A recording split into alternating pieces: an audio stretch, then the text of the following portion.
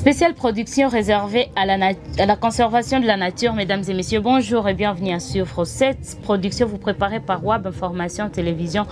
C'est pour nous encore un plaisir de nous retrouver au devant de vous pour vous parler de la conservation de la nature, et nous allons parler spécialement de la célébration du centenaire du parc national de Virunga. 100 ans d'action, 100 ans de résilience et 100 ans de travail abattu. Le parc national de Virunga est reconnu comme l'un des plus grands parcs au monde, partant de la richesse que présentent ces derniers. Malheureusement, ces derniers font face à des menaces, entre autres, il y a la montée en flèche de la démographie, mais aussi il y a la présence des groupes armés qui a été signalée comme une menace auquel fait face ce parc national de Virunga, entre autres la présence de FDLR et d'Interahamwe, comme l'a mentionné M. Nikes Kibelbel, qui est un chercheur non seulement en matière de communication, mais aussi en matière de conservation de la nature, que je vous propose de suivre dans cet élément. Effectivement, le monde ne peut pas manquer. Les centenaires, ça s'est fait normalement, bien que chez nous, avec la situation politico-sécuritaire, les gens ne pensent pas à ça, mais il faut quand même signaler à la population que le parc national de Virunga totalise, depuis aujourd'hui 21 avril 2025, 100 ans. Si nous disons 100 ans, c'est-à-dire centenaire, cela signifie que le parc avait été créé le 21 avril 1925 sur un décret royal du roi Albert Ier de Belgique. Et ce parc avait comme nom Parc Albert avant de changer pour devenir Parc national de Virunga. Donc ce parc s'étend sur 7800 km², notamment il prend une grande partie de la province du Nord Kivu, jusqu'à la limite donc Beni Rwenzori. Et le parc, au regard de sa biodiversité, flore et faune, le parc a été inscrit au patrimoine mondial de l'UNESCO, c'est-à-dire c'est devenu une aire protégée par l'UNESCO.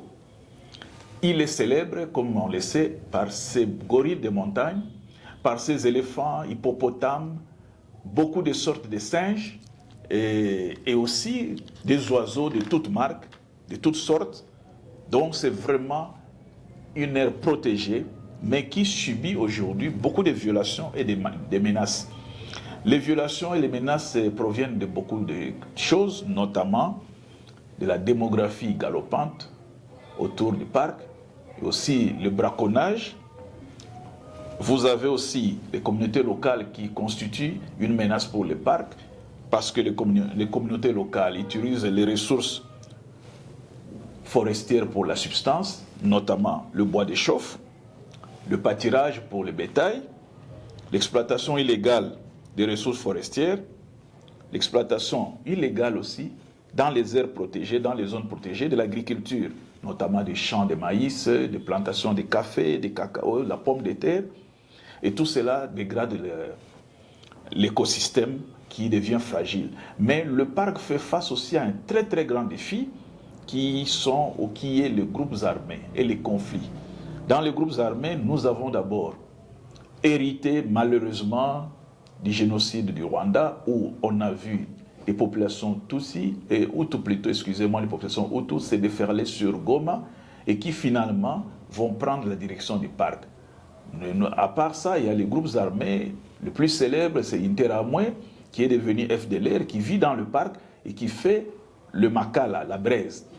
Mais au nord, nous avons aussi un autre groupe armé célèbre que nous appelons ADF-MTM. C'est des terroristes islamistes. Ils occupent les Rwenzori et ils exploitent les ressources naturelles. Donc, il y a les pillages, il y a les vols, il y a des tueries. Nous devons aussi souligner et surtout avoir une pensée pieuse pour les gardes-parcs. Les gardes-parcs, nombreux, ont été tués. Il y a certains qui ont été tués avec leurs femmes et enfants. Donc il faut avoir une pensée pieuse pour ces gardes-parcs parce qu'ils sont là où ils étaient là pour protéger cette terre protégée, si je peux me répéter. Donc les groupes armés font aussi des activités en rapport avec les commerces illégaux, par exemple les minerais, ainsi de suite. Mais il faut aussi souligner que l'UCSN, qui est l'Institut congolais pour la conservation de la nature se débat corps et âme pour que les gardes puissent survivre. Et l'ICCN a lié des partenariats avec notamment l'Union européenne, avec la coopération belge.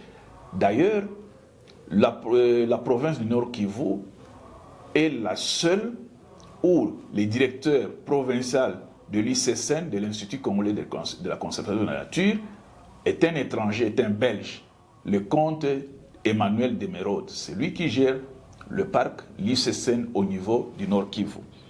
Le parc a aussi, parce qu'on ne peut pas simplement parler de méfaits, mais le parc a aussi produit de bonnes choses pour les populations locales.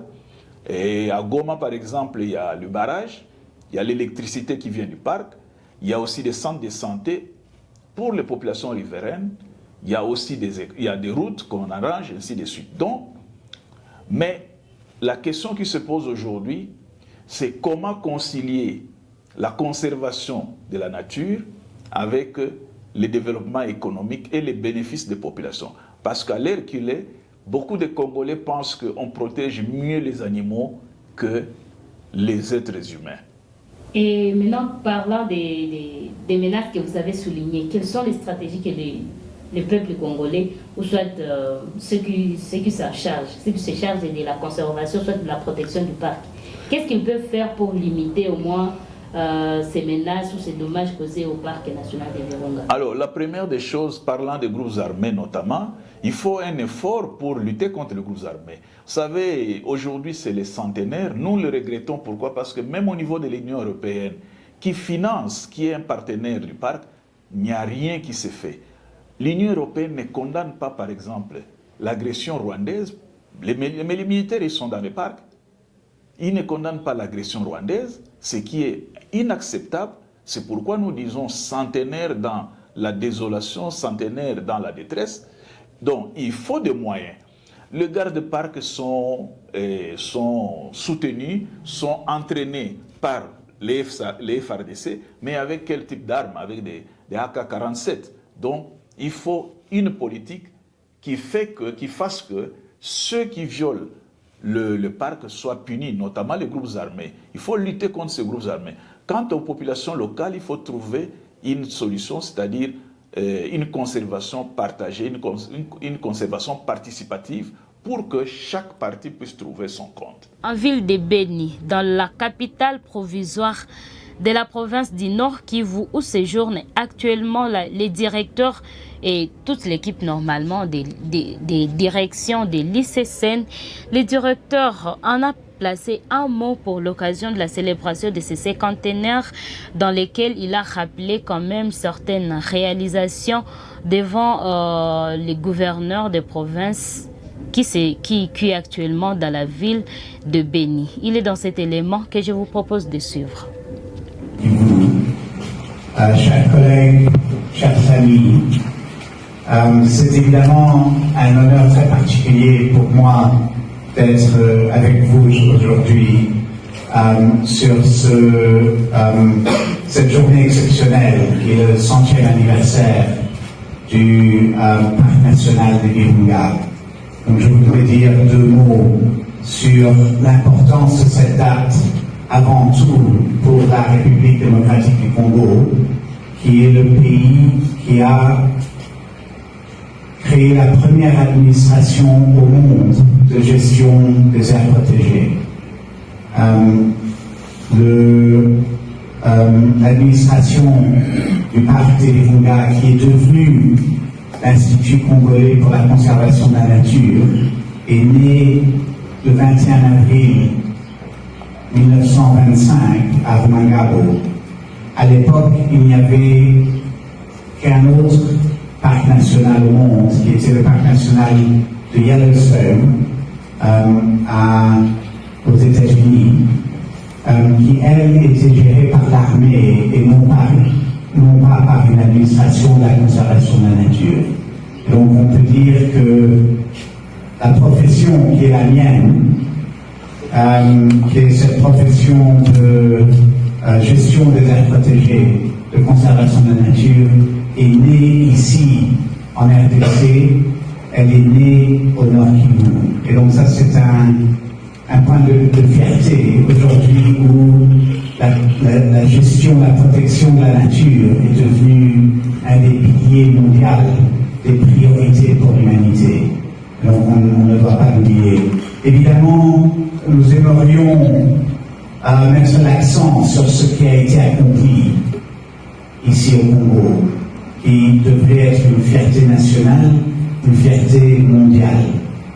Le parc qui détient la plus grande biodiversité pour une aire protégée au monde et qui a su préserver cette biodiversité. Ce n'est pas rien et ça s'est réalisé dans un contexte exceptionnellement difficile. Beaucoup d'entre nous dans cette salle sommes agents de l'État.